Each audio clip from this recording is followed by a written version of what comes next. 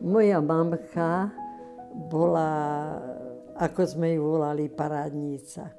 Kde len mohla, tam golierik, tam dekničku, tam mašličku, tam čačku, mačku. Ona si potrpela na parády. Moja mama tá bola i do voza, i do koča. To o nej každý povedal. Ona priletela cez obed z roboty, z obchodu domov.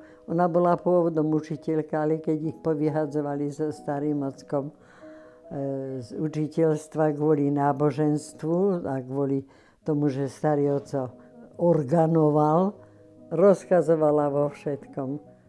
Peniaze, hospodárstvo rodinné, dosť bola prchká.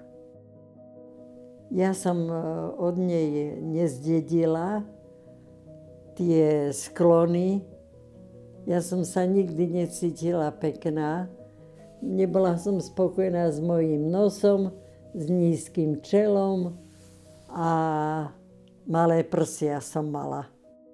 Niektoré moje spolužiačky boli také, ako sa povie, sexy a ja som sa taká necítila. Práve naopak som si myslela, že mi veľa chýba do krásy. Ja som bola taký stroj. Rada som bola aktívna, rada som v záhradách robila, rada som zvieratka chovala. Ja som nerada oddychovala, alebo si ľahla, alebo dačo čítať.